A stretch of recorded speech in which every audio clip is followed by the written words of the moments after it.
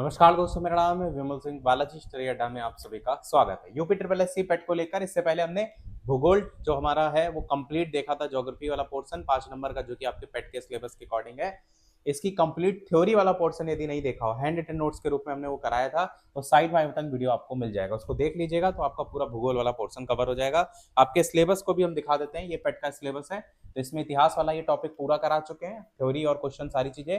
राष्ट्रीय आंदोलन वाला भी करा चुके हैं, और भूगोल हमारा चल रहा है।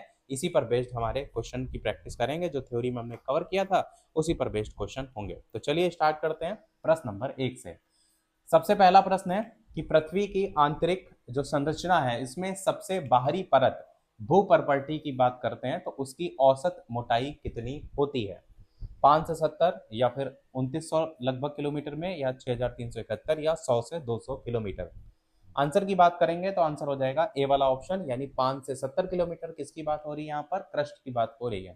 तो भू परपल्टी पृथ्वी की सबसे बाहरी ठोस परत है। महासागरीय परपल्टी की मोटाई लगभग 5 किलोमीटर बेसाल्टिक, तथा महाद्वीपीय परपल्टी की बात करें तो उसकी मोटाई 3 से 70 किलोमीटर ग्रेनाइटिक तक होती है। ये आपको दोनों चीजें क्लियर करके बताई थी। इसमें मुख्य रूप से अगर बात करें तो सिलिका और एल्यूमिनियम होता है, इसीलिए इसको सियाल के नाम से भी जाना जाता है। तो सियाल, सीमा, निफे, तीन ही लेयर हैं आपकी बेसिकली। यही सेम चीजें इंग्लिश में भी लिखी हुई हैं, जो भी इंग्लिश में पढ़ना चाहते हैं वो इंग्लिश में भी पढ़ सकते हैं। दूसरा प्रश्न आपका है कि पृथ्वी के मेंटल की गहराई भू परपल्टी के नीचे लगभग कितने किलोमीटर तक विस्तृत है? तो बताइए, लगभग 1000, 2900, 5100, या 6371 किलोमीटर, कौन सा सही होगा? पृथ्वी के मंडल की गहराई भूपर्पटी के नीचे लगभग कितने किलोमीटर है? आंसर की बात करेंगे तो आंसर हो जाएगा बी वाला, यानी लगभग 2900 किलोमीटर। मेंटल भूपर्पटी के नीचे स्थित मध्यवर्ती परत है, जो लगभग 2900 किलोमीटर गहराई तक फैली हुई है। मुख्य रूप से यहाँ पर क्या होता है, तो सिलिका और मैग्नीशियम होता है, इसीलिए सेकेंड वाली जो लेयर है उसको हम सीमा के नाम से जानते हैं, पहली वाली जो थी वो सियाल के नाम से जानते हैं। ये पृथ्वी के कुल आयतन का सबसे बड़ा हिस्सा जो है वो बनाती है। तो आंसर हो जाएगा बी वाला।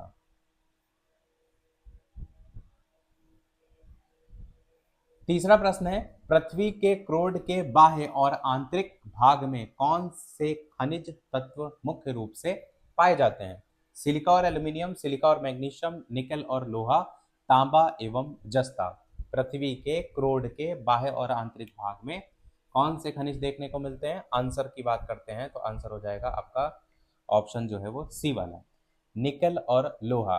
तो आपको पता है सियाल सीमा के बाद तीसरे नंबर पे कौन सी लेयर आती है? निफे आती है। निफे की अगर बात करते हैं तो पृथ्वी का जो क्रोड है, कोर है, और निकल एनआई से और लोहा एफई से मिलकर के बना होता है, इसलिए इसे निफे कहते हैं। बाह्य जो क्रोड होता है वो द्रव अवस्था में होता है, और आंतरिक क्रोड जो होता है वो अत्यधिक दाब के कारण ठोस अवस्था में होता है। ये चीजों को मैंने ऑलरेडी क्लियर आपको थ्योरी वाले पोर्शन में किया था। अगला क्वेश्चन चौथा है, पृथ्वी की भूमध्य रेखा इक्वेटर की कुल लंबाई लगभग कितनी है? 40,008 किलोमीटर, 40,075, 12,714, या 6,371। यहाँ पर क्या बता रहा है? भूमध्य रेखा की कुल लंबाई पूछी गई है। आंसर की बात करते हैं इन सभी में से तो आंसर होगा बी वाला, यानी 40,075 किलोमीटर जो है ये भूमध्य रेखा की कुल लंबाई है। और परिधि की बात करते हैं, वही लंबाई कह लीजिए या परिधि कह लीजिए, तो परिधि है भारत पृथ्वी की भूमध्य रेखीय परिधि लगभग 40,075 किलोमीटर। और अगर ध्रुवीय परिधि पूछा जाएगा तो आपकी है 40,008 किलोमीटर। ये भूमध्य रेखीय है, ये ध्रुवीय है। भूमध्य रेखीय उभार के कारण भूमध्य रेखा की लंबाई ध्रुवीय दूरी से अधिक जो है वो देखने को मिलती है, क्योंकि भूमध्य रेखा पर उभार देखने को मिलता है। अगला प्रश्न है, पृथ्वी की औसत त्रिज्या ये लगभग जो है आपकी कितनी है? यहाँ पर त्रिज्या पूछा गया है, तो डी ऑप्शन तो पहले कट जाएगा, क्योंकि ये तो व्यास के संदर्भ में आप जब दिया होता तब सोचते हैं। तो 6,357, 378, या 6,371, कौन सा सही होगा? आंसर हो जाएगा सी वाला ऑप्शन, यानी 6,371 किलोमीटर। तो पृथ्वी की औसत त्रिज्या लगभग 6,371 किलोमीटर मानी जाती है। छठा प्रश्न है, पृथ्वी का वास्तविक आकार क्या माना जाता है? पूर्ण गोलाकार है, या फिर जियोइड है, बेलनाकार है, या फिर समतल है? पृथ्वी का वास्तविक आकार इनमें से क्या माना जाता है?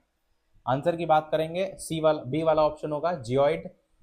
पृथ्वी का वास्तविक आकार पूर्ण गोलाकार नहीं है, इसे जियोइड कहा जाता है। पृथ्वी ध्रुवों पर थोड़ी चपटी होती है और इसे हम भूमध्य रेखा पर देखते हैं तो उभरी हुई होती है। इसी को हम चपटा गोलाब के नाम से भी जानते हैं। पर ज्यादातर जब क्वेश्चन पूछा जाता है ना तो वहां पर जियोइड वर्ड का यूज किया जाता है। इसीलिए हमने जो थ्योरी में चपटा गोलाब करके बताया था उसकी जगह यहाँ पर जियोइड क्वेश्चन वाला रखा है, क्योंकि जैसा क्वेश्चन में आता है आपको प्रैक्टिस उसके अकॉर्डिंग भी करनी है। अगला प्रश्न है कि पृथ्वी अपनी धुरी यानी एक्सिस पर एक घूर्णन यानी रोटेशन पूरा करने में लगभग कितना समय लेती है? 12 घंटे, 24 घंटे, 365 दिन या 30 दिन? अपनी धुरी की बात कर रहा है, क्योंकि आपको पता है दो टाइप की यहाँ पर पृथ्वी की जब बात करते हैं तो एक घूर्णन गति होती और एक परिक्रमण गति होती, तो अलग अलग गतियां हैं। यहाँ पर प्रश्न में अपनी धुरी को लेकर के जब कहा जाएगा तो आपका 24 घंटे हो जाएगा, यानी बी वाला ऑप्शन हो जाएगा। पृथ्वी पश्चिम से पूर्व दिशा में अपनी धुरी पर घूमती है और इसमें लगभग 24 घंटे का टाइम लगता है और इसी से ही दिन रात जो है वो देखने को मिलते हैं। अगला, पृथ्वी द्वारा सूर्य की परिक्रमा पूरी करने में कितना समय लगता है? 360 दिन या 6 घंटा एक्स्ट्रा लगते हैं या 366 दिन या 24 घंटा? तो मैंने बताया था आपको कि 6 घंटा एक्स्ट्रा लगते हैं और यही आपका बाद में लीप ईयर बनाते हैं। तो पृथ्वी 365 दिन और लगभग 6 घंटे में सूर्य की एक परिक्रमा पूरी करती है और ये अतिरिक्त 6 घंटे मिलकर के ही 4 साल में लीप ईयर बनाते हैं, लीप वर्ष बन जाता है। मतलब आपका फरवरी जो होती है वो 29 दिन की इसीलिए होती है हर चौथे साल बाद, क्योंकि जो 6 6 घंटे हैं, 6 चौक 24 होता है, 24 घंटे हो जाएगा 4 साल में। 24 घंटे का मतलब पूरा एक दिन हो जाएगा और एक दिन जो एक्स्ट्रा होता है वो फरवरी में एडजस्ट कर दिया जाता है। पृथ्वी के स्थल मंडल में मुख्य रूप से क्या शामिल होता है? सभी महासागर और झीलें, भूपर्पटी तथा उपरिमंडल का कठोर भाग, गैसों का आवरण या केवल जीवों का क्षेत्र? तो स्थल मंडल में आपका बी वाला ऑप्शन भूपर्पटी भी आएगा और ऊपरी मंडल का कठोर भाग भी आएगा। तो स्थल मंडल जिसे हम लिथोस्फेयर कहते हैं, ये पृथ्वी का ठोस भाग है जिसमें पूरी भूपर्पटी जो होती है क्रस्ट होती है और साथ ही साथ ऊपरी मंडल का सबसे ऊपरी कठोर हिस्सा भी जो है वो शामिल होता है। पृथ्वी पर जीवन को संभव बनाने वाला जो जीव मंडल है, बायोस्फीयर है, वो किन मंडलों का संयोजन है, ये आपसे पूछा गया है। तो केवल स्थल मंडल, जलमंडल, केवल जलमंडल, वायुमंडल, स्थल मंडल, जलमंडल, वायुमंडल तीनों, या क्रस्ट मंडल और क्रोट? आंसर कौन सा होगा? सी वाला, यानी स्थल मंडल, जलमंडल और वायुमंडल, यही आपका है तो जीव मंडल का संयोजन के रूप में जाना जाता है। तो जीव मंडल वह संकीर्ण क्षेत्र है जहां स्थल मंडल भी आएगा, जलमंडल भी आएगा और वायुमंडल भी आपस में मिलते हैं, जिससे जीवन संभव होता है। बात करते हैं अगले क्वेश्चन की। अगला क्वेश्चन है, हिमालय की हिमाद्री यानी महान हिमालय श्रेणी की औसत ऊंचाई लगभग कितनी है? 900 से 1100, 3700 से 4500 मीटर, लगभग 6000 या 8000 मीटर से अधिक? हिमालय की हिमाद्री यानी महान हिमालय श्रेणी की औसत ऊंचाई की बात करेंगे तो सी वाला ऑप्शन हो जाएगा, यानी कि लगभग 6000 मीटर जो है इसकी ऊंचाई है। हिमाद्री हिमालय की सबसे उत्तरी और सबसे ऊंची श्रेणी है। इसकी औसत ऊंचाई लगभग 6000 मीटर है। माउंट एवरेस्ट जो है वो इसी महान हिमालय श्रेणी में स्थित है। और माउंट एवरेस्ट की जब बात करते हैं तो मैंने पहले ही बताया है कि 8848 दशमलव करके भी वैल्यू देखने को मिलती है, और अब तो देखेंगे कई किताबें जिसमें 8850 मीटर करके भी ऐसे भी डायरेक्ट लिखा रहता है। अगला देखते हैं आपका, लघु हिमालय, लेसर हिमालय, इसको अन्य किस नाम से जाना जाता है? हिमाद्री, हिमाचल, शिवालिक या काराकोरम? कौन सा सही होगा? लघु हिमालय को अन्य किस नाम से जाना जाता है? आंसर हो जाएगा बी वाला ऑप्शन, यानी हिमाचल के नाम से। तो लघु हिमालय को हिमाचल श्रेणी भी कहा जाता है और इसकी औसत ऊंचाई होती है 3700 से 4500 मीटर के बीच में। तो इसको क्या कहते हैं? हिमाचल श्रेणी भी जो है वो कहा जाता है। अगला क्वेश्चन है, हिमालय की सबसे नवीनतम और बाह्य श्रेणी इनमें से कौन सी है? हिमाद्री, हिमाचल, शिवालिक या फिर जास्कर? हिमालय की सबसे नवीनतम और बाह्य श्रेणी कौन सी है? आंसर हो जाएगा सी वाला, यानी कि आपका शिवालिक हो जाएगा। शिवालिक जो है वो हिमालय की सबसे बाहरी है और नवीनतम पर्वत श्रेणी है और मुख्य रूप से अवसादी चट्टानों से जो है ये बनी हुई है। तो ये आपका यहाँ पर सही हो जाएगा। अगला है, भारत की सबसे प्राचीन पर्वत श्रृंखला इनमें से कौन सी है? हिमालय, अरावली, विंध्य या फिर नीलगिरी? भारत की सबसे प्राचीन पर्वत श्रृंखला कौन सी है? आंसर हो जाएगा बी वाला ऑप्शन यानी अरावली। तो अरावली जो है वो भारत की सबसे पुरानी प्राचीन अवशिष्ट पर्वत श्रृंखला है जो दिल्ली से गुजरात तक फैली हुई है। आंसर हो जाएगा आपका बी वाला ऑप्शन अरावली। अगला क्वेश्चन है अरावली पर्वत श्रृंखला का सर्वोच्च शिखर जो है इनमें से कौन सा है? गुरु शिखर है 1722 मीटर करके, धूपगढ़ है, अनाईमुड़ी है या डोडा बेट्टा? अरावली पर्वत श्रृंखला का सर्वोच्च शिखर की अगर बात करेंगे ए वाला ऑप्शन गुरु शिखर हो जाएगा 1722 मीटर। तो अरावली का सर्वोच्च पर्वत शिखर है गुरु शिखर जो कि 1722 मीटर ऊंचा है और राजस्थान के माउंट आबू में जो है ये पड़ता है। तो ये आपका आंसर हो जाएगा। स्थिति भी याद रखिएगा, ऊंचाई भी याद रखिएगा और अरावली का तो आपको याद ही रखना है। अगला क्वेश्चन है उत्तर भारत और दक्षिण भारत के बीच प्राकृतिक विभाजक के रूप में कौन सा पर्वत कार्य करता है? अरावली, विंध्य पर्वत श्रृंखला, सतपुड़ा या फिर पश्चिमी घाट? उत्तर भारत और दक्षिण भारत के बीच अगर बात करें तो प्राकृतिक विभाजक के रूप में कौन सा पर्वत? आंसर हो जाएगा आपका बी वाला ऑप्शन यानी विंध्य पर्वत श्रृंखला। विंध्य पर्वत श्रृंखला जो है वो उत्तर प्रदेश के मिर्जापुर से गुजरात तक फैला हुआ है और ये उत्तर और दक्षिण भारत के मध्य प्राकृतिक विभाजक के रूप में काम करता है। अच्छा क्वेश्चन है, जरूर याद रखिएगा। अगला क्वेश्चन है कि सतपुड़ा पर्वत श्रृंखला का सर्वोच्च शिखर जिसका नाम है धूपगढ़, तो ये किस राज्य में स्थित है? महाराष्ट्र, गुजरात, मध्य प्रदेश या फिर छत्तीसगढ़? सतपुड़ा पर्वत श्रृंखला का सर्वोच्च शिखर धूपगढ़ की अगर बात करें सी वाला ऑप्शन हो जाएगा यानी कि मध्य प्रदेश। तो सतपुड़ा का सर्वोच्च शिखर धूपगढ़ 1350 मीटर मध्य प्रदेश के प्रसिद्ध हिल स्टेशन पंचमढ़ी में जो है वो आपका पड़ता है। तो सतपुड़ा का सर्वोच्च शिखर का नाम क्या है? धूपगढ़ है। ऊंचाई कितनी है? 1350 मीटर है। कहाँ पड़ता है? मध्य प्रदेश के प्रसिद्ध हिल स्टेशन पंचमढ़ी में। तो ये आपका सही हो जाएगा ऑप्शन सी यानी कि एमपी। अगला क्वेश्चन है 18 नंबर की पश्चिमी घाट सह्याद्री का सर्वोच्च शिखर इनमें से कौन सा है? डोडा बेट्टा, कलसुबाई या महाबलेश्वर या फिर अन्नामुडी? पश्चिमी घाट सह्याद्री का सर्वोच्च शिखर इनमें से कौन सा है? ज्यादातर आप देखेंगे तो सर्वोच्च शिखर से क्वेश्चन बहुत बनते हैं इसलिए हमने यहाँ हर टाइप के रखे हैं। आंसर हो जाएगा आपका ऑप्शन नंबर डी यानी कि अन्नामुडी। तो पश्चिमी घाट की बात करें, सह्याद्री की बात करेंगे तो अन्नामुडी जिसकी ऊंचाई है 2695 मीटर, ये पश्चिमी घाट और पूरे दक्षिण भारत का सर्वोच्च पर्वत शिखर है। कहाँ पर पड़ता है? केरल में पड़ता है। और केरल से दक्षिण भारत की स्थिति भी आपको क्लियर हो रही है। तो दक्षिण भारत का भी सर्वोच्च पर्वत शिखर है अन्नामुडी, 2695 मीटर इसकी ऊंचाई। अगला क्वेश्चन 19 है नीलगिरी पर्वत की सबसे ऊंची चोटी इनमें से कौन सी है? गुरु शिखर, अन्नामुडी, डोडा बेट्टा या महेंद्रगिरी? जब बात होगी नीलगिरी, देखिए सुनने में एक जैसे पर्वत लगते हैं, सबकी ऊंची जो सबसे ऊंची चोटी है इनसे क्वेश्चन बहुत बनते हैं। तो आप इनको जितने भी क्वेश्चन हम करा रहे हैं इनको जरूर रट लीजिएगा। आंसर की बात करेंगे तो आंसर हो जाएगा सी वाला यानी डोडा बेट्टा, 2637 मीटर आपका यहाँ पर सही होगा। तो डोडा बेट्टा 2637 मीटर नीलगिरी पर्वतमाला की सबसे ऊंची चोटी है और तमिलनाडु के नीलगिरी जिले में जो है ये पड़ती है। तो आंसर हो जाएगा आपका ऑप्शन सी डोडा बेट्टा 2637 मीटर। अगला क्वेश्चन है विश्व की दूसरी सबसे ऊंची चोटी केटू गॉडविन ऑस्टिन ये किस पर्वत श्रृंखला में पड़ती है? बहुत ही अच्छा क्वेश्चन है। हिमाद्री में आती है, काराकोरम श्रेणी में आती है, पीर पंजाल में या फिर जास्कर में?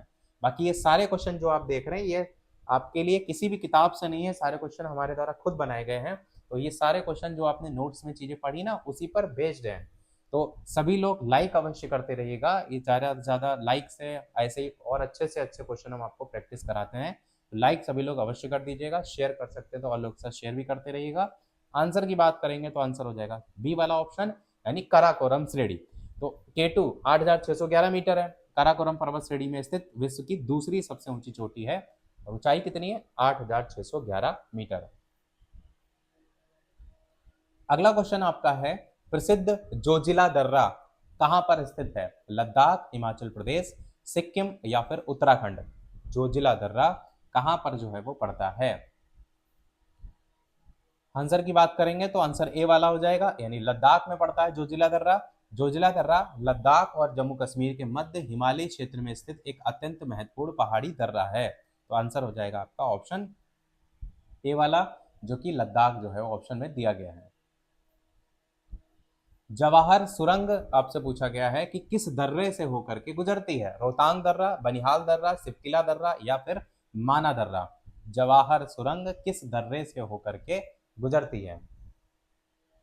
अभी हम इस पर बेस्ड क्वेश्चन जो टॉपिक पर हमने करा है वो करा रहे हैं, और इसके बाद हम प्रीवियस ईयर भी जितने भी आ चुके हैं ना 2021 से 25 तक, वो भी आपको कराएंगे। भूगोल के जितने क्वेश्चन आ चुके हैं लगभग 70 के करीब वो भी होंगे, क्योंकि इससे पहले भी हम टॉपिक के करा चुके हैं ना इसी प्रकार से।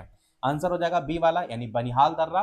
तो बनिहाल दर्रा जो है वो जम्मू कश्मीर में पीर पंजाल श्रेणी में पड़ता है, और इसी दर्रे से प्रसिद्ध जवाहर सुरंग जो है वो गुजरती है। तो आंसर हो जाएगा आपका बनिहाल दर्रा, जम्मू कश्मीर में पीर पंजाल श्रेणी में पड़ता है। अगला है सतलुज नदी किस दर्रे से होकर भारत में प्रवेश करती है। सिपकिला, नाथुला, बॉमडिला या लिपुलेख। और सबके ब्रैकेट में हिमाचल लिखा भी है स्थिति को लेकर, जैसे सिपकिला हिमाचल प्रदेश, नाथुला सिक्किम, बॉमडिला अरुणाचल प्रदेश और लिपुलेख उत्तराखंड।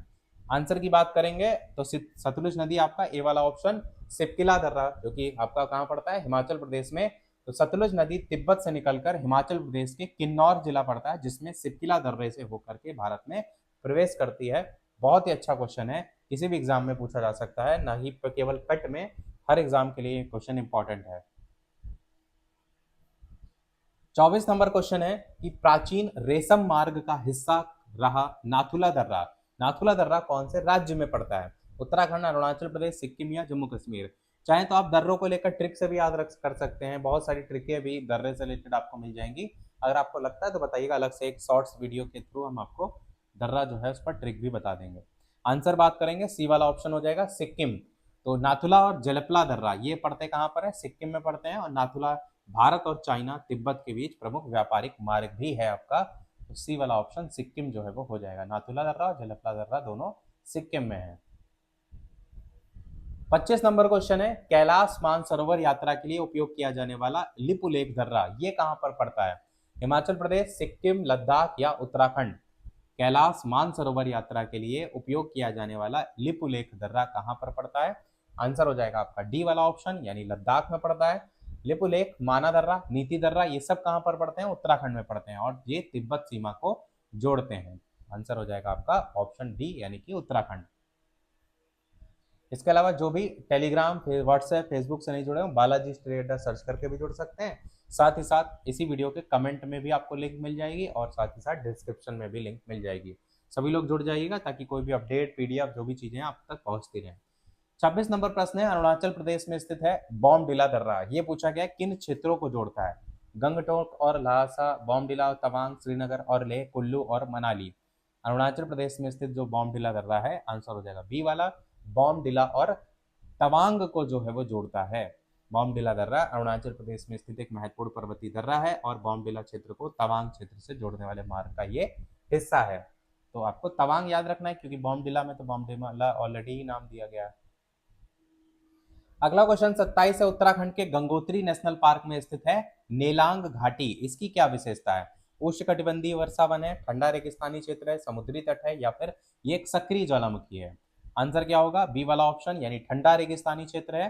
तो नेलांग घाटी उत्तराखंड के उत्तरकाशी में गंगोत्री नेशनल पार्क में स्थित एक उच्च ऊंचाई वाला ठंडा रेगिस्तानी क्षेत्र है। तो आंसर हो जाएगा आपका ऑप्शन बी वाला, यानी ठंडा रेगिस्तानी क्षेत्र।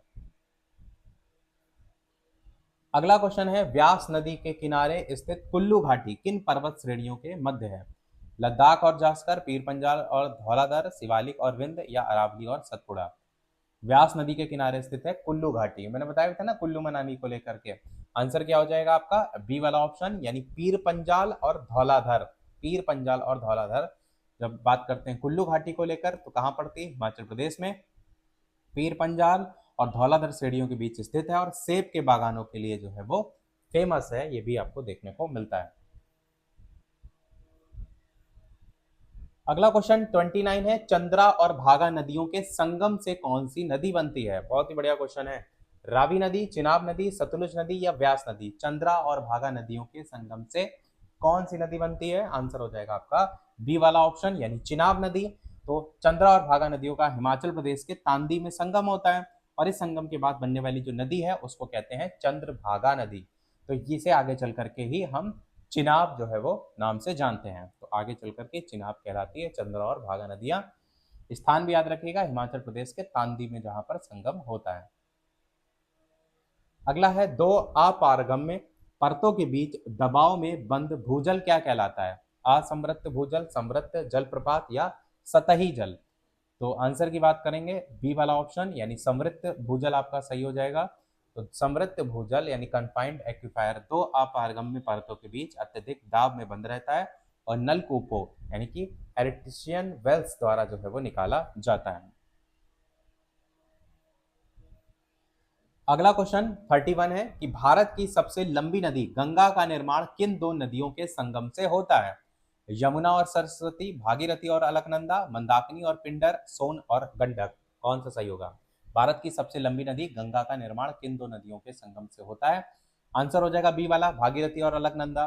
भागीरथी नदी गंगोत्री ग्लेशियर से निकलती है। देवप्रयाग में भागीरथी और अलकनंदा के संगम के बाद नदी को कहा जाता है गंगा, और गंगा की कुल लंबाई कितनी है? तो 25-25 किलोमीटर जो है वो है। 32 नंबर क्वेश्चन है, यमुना नदी का उद्गम स्थल कहां पर है? मानसरोवर झील, अमरकंटक, यमुनेत्री ग्लेशियर उत्तराखंड या फिर त्र्यंबकेश्वर? यमुना नदी का उद्गम स्थल कहां है? आंसर की बात करेंगे, सी वाला ऑप्शन यानी यमुनेत्री ग्लेशियर उत्तराखंड में पड़ता है यमुना नदी का उद्गम स्थल। तो यमुना नदी जो है वो गंगा की सबसे बड़ी सहायक नदी है और उत्तराखंड की यमुनेत्री ग्लेशियर, और उसमें भी बंदरपूत जो है वहां से निकलती है। अगला है प्रश्न 33, ब्रह्मपुत्र नदी को तिब्बत में किस नाम से जाना जाता है? दिहांग, जमुना या फिर यारलंग, सांगपो या मेघना? ब्रह्मपुत्र नदी को तिब्बत में किस नाम से जानते हैं? आंसर हो जाएगा सी वाला यानी कि यारलंग सांगपो के नाम से जानते हैं। ब्रह्मपुत्र नदी को तिब्बत में यारलंग सांगपो कहा जाता है और भारत अरुणाचल प्रदेश में इसे दिहांग का नाम दिया जाता है और असम में इसे ब्रह्मपुत्र का नाम दिया जाता है। ये सारे नाम आपको पता होना चाहिए और बाकी स्थिति तो आपको वैसे भी क्लियर होना चाहिए। अगला है, सिंधु नदी को लेकर, इंडस रिवर को लेकर कि तिब्बत में किस स्थान से निकलती है? सिंगे कबाब, मानसरोवर के पास, राक्षस ताल या फिर चोमुलारी या फिर मुल्ताई? सिंधु नदी तिब्बत में किस स्थान से निकलती है? आंसर हो जाएगा आपका ए वाला यानी कि सिंगे कबाब। सिंधु नदी तिब्बत में मानसरोवर झील के निकट सिंगे कबाब, जिसे शेरमुख भी कहते हैं, इससे निकलती है और लद्दाख से होकर के पाकिस्तान जो है वो जाती है। सिंधु नदी जो है वो आपका यहाँ पर पूछा गया था। अगला क्वेश्चन है, प्रसिद्ध भाखड़ा नागल बांध कौन सी नदी पर स्थित है? व्यास, सतलुज, रावी या फिर चिनाब? ये तो मैं आपको पता ही है, हर बार रिपीट होता है क्वेश्चन। तो भाखड़ा नागल बांध आपका बी वाला ऑप्शन सतलुज नदी सही हो जाएगा। भाखड़ा नागल परियोजना सतलुज नदी पर है और सतलुज नदी तिब्बत के राक्षस ताल से जो है वो निकलती है। अगला है 36, रिफ्ट घाटी से होकर के बहने वाली भारत की सबसे लंबी नदी कौन सी है? गोदावरी, नर्मदा, कावेरी या फिर महानदी? रिफ्ट घाटी से होकर बहने वाली भारत की सबसे लंबी नदी? आंसर हो जाएगा बी वाला यानी नर्मदा नदी। तो नर्मदा नदी विंध्य और सतपुड़ा पर्वतों के बीच भ्रंश घाटी यानी रिफ्ट वैली में बहती है और यह डेल्टा जो है वो नहीं बनाती है। आंसर क्या हो जाएगा आपका? बी वाला ऑप्शन यानी कि नर्मदा। अगला क्वेश्चन है 37 की प्रायद्वीपीय भारत या दक्षिण भारत की सबसे लंबी नदी जो है वो इनमें से कौन सी है? कृष्णा, कावेरी, गोदावरी या फिर ताप्ती? प्रायद्वीपीय भारत या दक्षिण भारत की सबसे लंबी नदी इनमें से कौन सी है? आंसर की बात करेंगे, सी वाला ऑप्शन हो जाएगा यानी गोदावरी नदी। तो गोदावरी जो है लंबाई कितनी है? 1462 किलोमीटर, प्रायद्वीपीय भारत की सबसे लंबी नदी है। इसे इसके विशाल आकार के कारण कहा जाता है दक्षिण गंगा या फिर वृद्ध गंगा या बूढ़ी गंगा, अलग अलग नामों से जाना जाता है। ये आपको याद रखना है इसके बारे में। अगला क्वेश्चन है 38, गोदावरी नदी का उद्गम महाराष्ट्र में किस स्थान से होता है? महाबलेश्वर, अमरकंटक, त्र्यंबकेश्वर नासिक में या फिर मुल्ताई में? गोदावरी नदी की जब बात करेंगे तो आपका आंसर त्र्यंबकेश्वर नासिक सही हो जाएगा। गोदावरी नदी महाराष्ट्र के नासिक जिले में पश्चिमी घाट की त्र्यंबकेश्वर पहाड़ियों से निकलती है, ये मैंने आपको बताया भी था। अगला क्वेश्चन है 39 कि इनमें से कौन सा बांध है जो कृष्णा नदी पर पड़ता है? अलमाटी बांध, हीराकुंड बांध, टिहरी बांध, सरदार सरोवर बांध? याद होगा तो कृष्णा नदी को लेकर के मैंने आपको ट्रिक भी बताई थी। तो बताइए कौन सा सही होगा? आंसर की बात करते हैं इन सभी ऑप्शन में से, तो ए वाला ऑप्शन हो जाएगा यानी अलमाटी बांध। और अलमाटी बांध कहाँ पड़ता है? कर्नाटक में कृष्णा नदी पर। और कृष्ण भगवान मट्टी बचपन में खाते थे, ऐसे भी जो है थोड़ा सा जोड़ करके आप याद रख सकते हैं। अगला है कावेरी नदी का उद्गम कर्नाटक के किस स्थान से होता है? ताल कावेरी, ब्रह्मगिरी पहाड़ियां, नंदी पहाड़ियां, महाबलेश्वर या नीलगिरी। कावेरी नदी का उद्गम कर्नाटक के किस स्थान से होता है? आंसर हो जाएगा पहला वाला, यानी कि कावेरी नदी तर कर्नाटक के कुर्ग जिले में ताल कावेरी में ब्रह्मगिरी पहाड़ियां, इनसे जो है वो कावेरी नदी निकलती है। ज्यादातर आपका ताल कावेरी की जगह ऑप्शन में ब्रह्मगिरी ही दिया रहता है, तो ताल कावेरी की जगह ये भी जरूर याद रखिएगा ब्रह्मगिरी। इसे दक्षिण भारत की गंगा जो है वो कहा जाता है। किसको कहा जाता है? कावेरी नदी को कहा जाता है। अगला क्वेश्चन है, नदी के जो विसर्प है, मियांडर है, इसके मुख्य धारा से कट जाने पर निर्मित अर्धचंद्राकार झील, ये पूछा गया है क्या कहलाती है? गोखुर झील है, लैगून झील है, क्रेटर झील है या फिर डेल्टा झील है? बताइए कौन सा सही होगा। नदी का विसर्प तो बताया था मैंने, चित्र भी दिखाया था। तो आंसर की बात करेंगे, ए वाला ऑप्शन हो जाएगा गोखुर झील। जो नदी के विसर्प है जब मुख्य धारा से कट जाते हैं तो अर्धचंद्राकार जो झील बनती है वो हमारी हो जाएगी ऑप्शन ए, यानी कि जिसको हम कहेंगे गोखुर झील। तो यदि जब नदी का घुमाव मियांडर मुख्य धारा से कटकर अलग हो जाता है तो गाय के खुर के आकार की गोखुर झील बनती है। इसी को हम ऑक्स बो लेक भी जो है वो कहते हैं। अगला क्वेश्चन है 42, नदी द्वारा अपने मुहाने पर अवसादों के जमाव से निर्मित त्रिभुजाकार स्थलाकृति को क्या कहते हैं? कैनियन कहते हैं, एस्चुरी कहते हैं, डेल्टा कहते हैं या जलोढ़ पंखा। नदी द्वारा अपने मुहाने पर अवसादों के जमाव से निर्मित त्रिभुजाकार स्थलाकृति की अगर बात करें, सी वाला ऑप्शन हो जाएगा, यानी डेल्टा कहते हैं। नदी के निचले भाग में वेग कम होने से मुहाने पर अवसाद जमा हो जाते हैं और इससे त्रिभुजाकार डेल्टा बनता है। एग्जाम्पल के लिए जैसे सुंदरवन का डेल्टा इसका एग्जाम्पल हो जाएगा। अगला क्वेश्चन आपका 43 है कि हिमनदों के खिसकने और अपरदन के कारण पर्वतों में किस आकार की घाटी का निर्माण होता है? वी आकार, यू आकार, एस आकार या आई आकार। हिमनद जो ग्लेशियर होते हैं ना, उनके खिसकने और अपरदन के कारण पर्वतों में किस आकार की घाटी का निर्माण होता है? ऑप्शन हो जाएगा यू आकार की घाटी। तो हम कहेंगे पहाड़ियों, जो पहाड़ होते हैं उन पर नदियां जो होती हैं वो वी आकार की घाटी बनाती है, मैंने बताया था ना, कटाव के कारण। और जबकि जो हिमनद होते हैं, ग्लेशियर होते हैं, वो अपने पार्श्व और तलीय अपर्दन में इसे और ज्यादा चौड़ा करते हैं और जो वी शेप होता है उसको यू आकार बना देते हैं। तो यू आकार की घाटी किससे बन रही है? इन ग्लेशियर के थ्रू, हिमनद के थ्रू, और वी आकार नदियों के थ्रू। अगला क्वेश्चन 44 है, हिमनद द्वारा बहा कर लाए गए कंकड़ पत्थर, रेत और मिट्टी के निक्षेपण को क्या कहा जाता है? जलोढ़क, हिमोड़, लोयस या फिर बालुका स्तूप। आंसर की बात करेंगे तो बी वाला ऑप्शन हो जाएगा, यानी कि आपका मोराइंस या हिमोड़ भी कहते हैं इसको। तो हिमनद जब पिघलता है तो उसके द्वारा बहा कर लाया गया चट्टानी मलबा किनारों पर जमा हो जाता है, इसी को हम हिमोड़ कहते हैं या फिर मोरैन कहते हैं। यही आपका यहाँ पर सही हो जाएगा। अगला क्वेश्चन 45 है, विश्व का सबसे बड़ा महासागर कौन सा है? अटलांटिक, हिंद या प्रशांत या फिर आर्कटिक महासागर। तो आप सभी को पता है सी वाला ऑप्शन, प्रशांत महासागर क्षेत्रफल की दृष्टि से विश्व का सबसे बड़ा महासागर है। वैसे क्षेत्रफल ना भी लिखा हो तब भी आप देखते हैं तो प्रशांत महासागर ही पहले नंबर पर पड़ता है। अगला क्वेश्चन आपका है, विश्व की सबसे लंबी नदी कौन सी है? अमेजन, नील नदी, यांग्त्से नदी या मिसिसिपी। तो वैसे तो आप देखेंगे अमेजन और नील नदी में कई बार अपवाद देखने को मिलता है, पर किताबों के अकॉर्डिंग जाएंगे तो आप देखेंगे कि लंबी नदी के तौर पर आप नील नदी के साथ जाते हैं और बड़ी नदी के तौर पर अमेजन के साथ जाते हैं। तो यहाँ पर आप बी वाले ऑप्शन यानी नील नदी के साथ जाएंगे। अफ्रीका महाद्वीप में बहने वाली नील नदी विश्व की सबसे लंबी नदी है, जबकि अमेजन पानी के आयतन में सबसे बड़ी है। बाकी आप बड़ी वर्ड भी लिखा रहता है ज्यादातर क्वेश्चन में, तब दोनों में पूछा जाता है। अगला है, विश्व का सबसे बड़ा मरुस्थल गर्म सहारा, ये किस महाद्वीप में पड़ता है? एशिया, उत्तरी अमेरिका, अफ्रीका या फिर ऑस्ट्रेलिया। विश्व का सबसे बड़ा मरुस्थल सहारा मरुस्थल कहाँ पड़ता है? तो ये आपका पड़ता है अफ्रीका महाद्वीप में। सहारा मरुस्थल उत्तरी अफ्रीका में स्थित विश्व का सबसे विशाल गर्म मरुस्थल है, जो कि 11 देशों में जो है वो फैला हुआ है, और सहारा मरुस्थल एक गर्म मरुस्थल में आता है।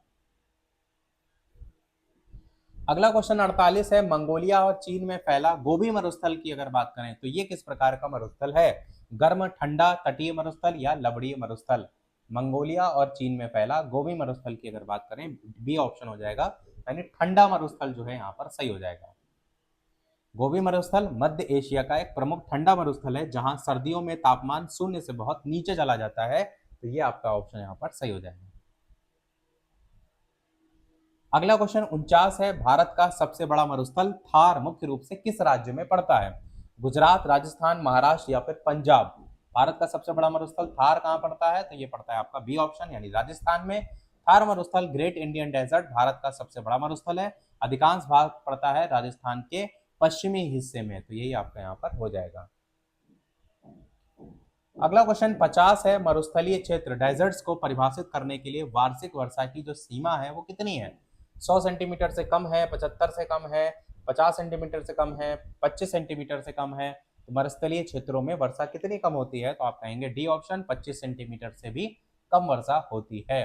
भौगोलिक रूप से उन क्षेत्रों को मरुस्थल यानी शुष्क क्षेत्र माना जाता है जहां औसत वार्षिक वर्षा 25 सेंटीमीटर से भी कम जो है वो होती है।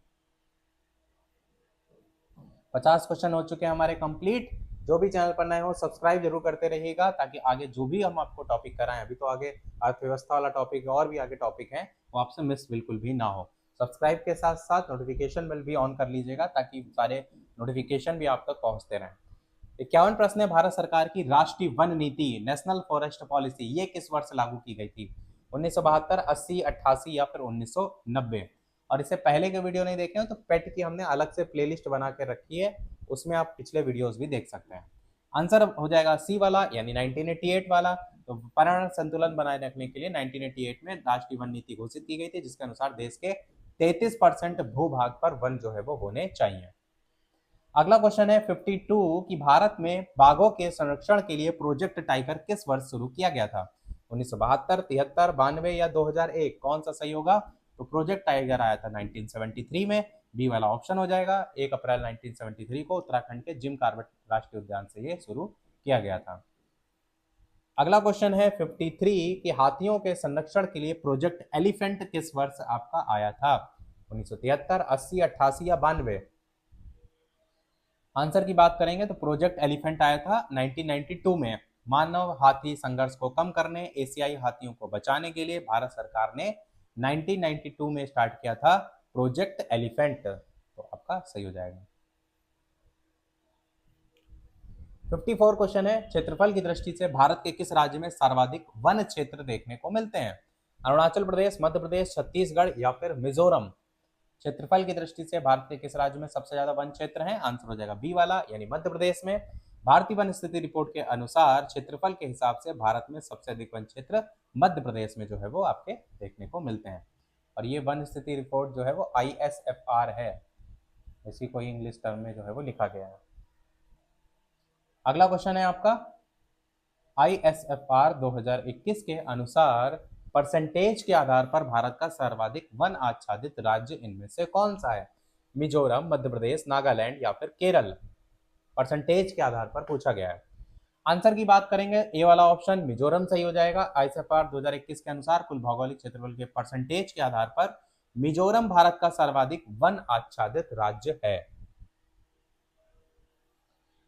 अगला क्वेश्चन नंबर 56 है, उत्तराखंड में स्थित जिम कॉर्बेट राष्ट्रीय उद्यान भारत का पहला नेशनल पार्क है, इसका पूर्व में नाम क्या था? Rajaji national park, Hailey national park, Valmiki national park या नंदा देवी नेशनल पार्क? तो आपको पता है जिम कॉर्बेट का पहले नाम क्या था? ऑप्शन बी यानी कि हेली नेशनल पार्क। और जिम कॉर्बेट की स्थापना हुई थी 1936 में, तब इसका नाम था हेली नेशनल पार्क और ये बाघ संरक्षण का प्रमुख केंद्र था।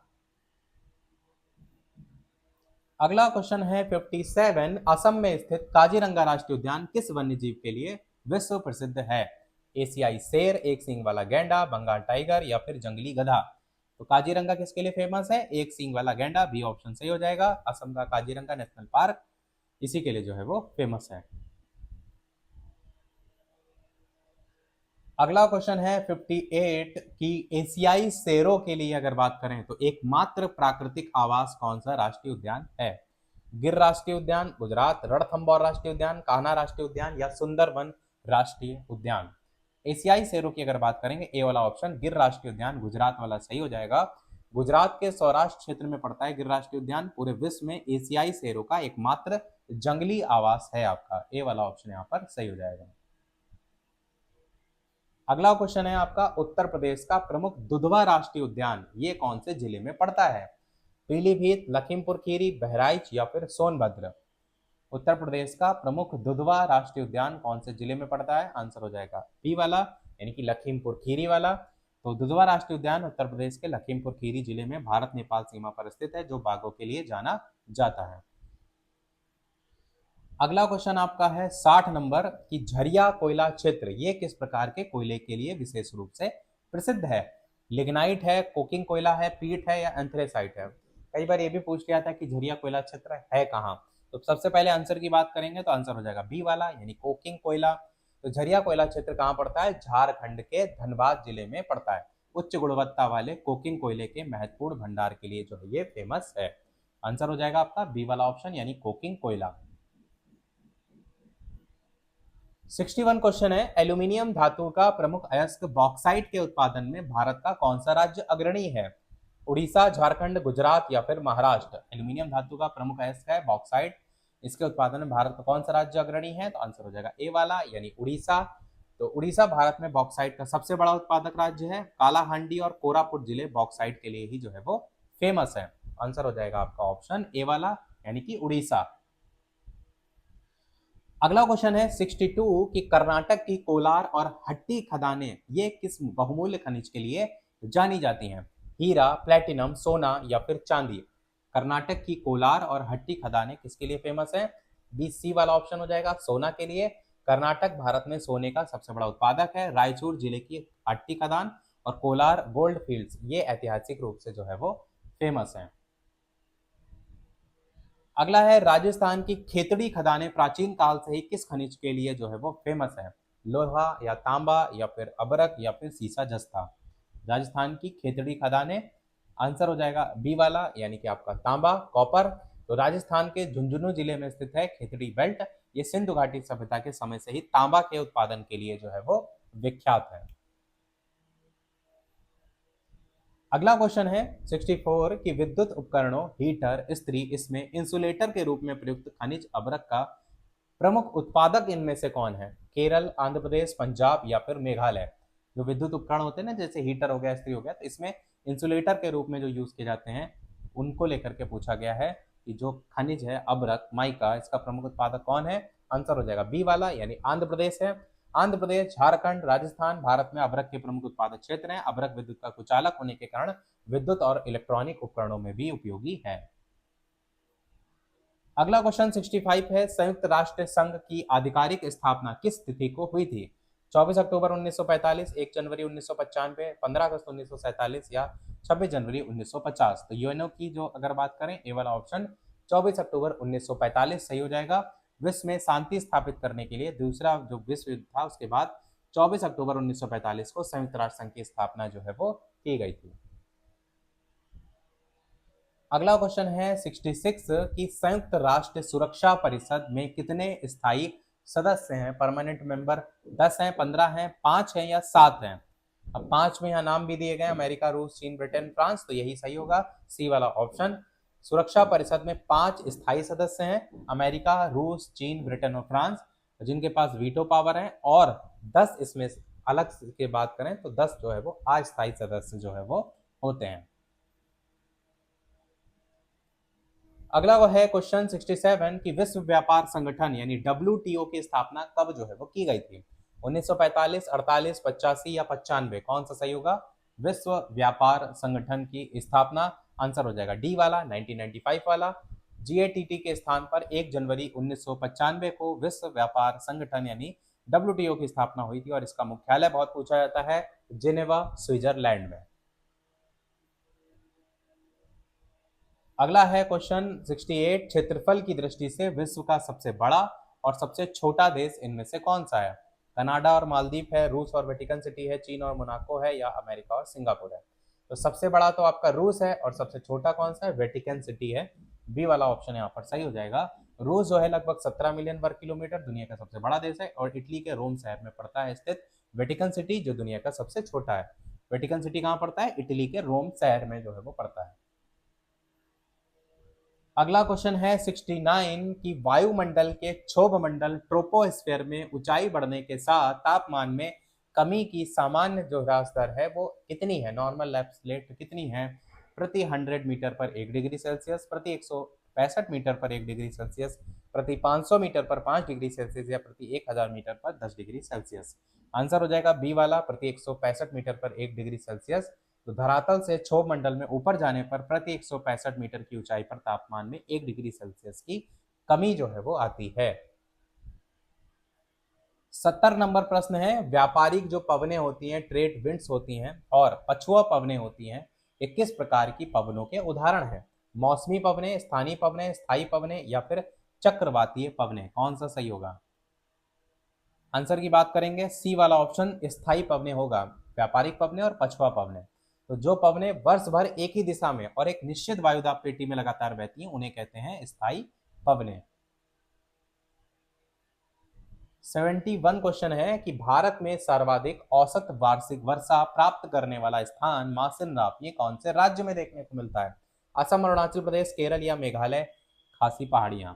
कौन सा सही होगा? आंसर हो जाएगा डी वाला, मेघालय में देखने को मिलता है खासी पहाड़ियां। तो मासिनराम मेघालय की खासी पहाड़ियों में स्थित है और दक्षिण पश्चिम मानसूनी पवनों के कारण यहाँ अत्यधिक वर्षा जो है वो होती है। अगला क्वेश्चन है 72 कि भारत का मानक समय IST किस देशांतर रेखा पर आधारित है? तो बताइए, 80 डिग्री पूर्वी देशांतर, 82.5 डिग्री, 90 डिग्री या 0 डिग्री? आंसर हो जाएगा बी वाला, यानी 82.5 डिग्री पूर्वी देशांतर। भारत का मानक समय 82.5 डिग्री पूर्वी देशांतर को माना गया। उत्तर प्रदेश में प्रयागराज के पास मिर्जापुर से होकर के गुजरता है। 73 क्वेश्चन है, भारत का मानक समय IST ग्रीनविच मीन टाइम से कितना आगे है? 4 घंटे, 5.5 घंटे, 6 घंटे या 5 घंटे 30 मिनट पीछे है? आपको पता है आगे है 5.5 घंटे, बी वाला ऑप्शन हो जाएगा। क्योंकि 1 डिग्री देशांतर को पार करने में 4 मिनट लगते हैं, अतः 82.5 डिग्री गुणे 4 करेंगे तो 330 मिनट होगा, इसलिए भारतीय समय GMT से 5 घंटे 30 मिनट आगे है। 74 क्वेश्चन है, सेकंड लास्ट क्वेश्चन, क्योंकि इसके बाद वाला क्वेश्चन आपसे पूछेंगे। 2011 की जनगणना के अनुसार भारत का औसत जनसंख्या घनत्व यानी कि पॉपुलेशन डेंसिटी कितनी है? 325 व्यक्ति प्रति वर्ग किलोमीटर, 382 व्यक्ति प्रति वर्ग किलोमीटर, 412 व्यक्ति या 1106 व्यक्ति प्रति वर्ग किलोमीटर? आंसर हो जाएगा बी वाला, 382 व्यक्ति प्रति वर्ग किलोमीटर। तो 2011 की जनगणना के अनुसार भारत का राष्ट्रीय जनसंख्या घनत्व है 382। सर्वाधिक घनत्व कहाँ का? बिहार का 1106 और सबसे कम कहाँ का? अरुणाचल प्रदेश का 17। अब लास्ट वाला क्वेश्चन आपके लिए, जिसका आंसर बताना है वीडियो के मेन कमेंट में आपको।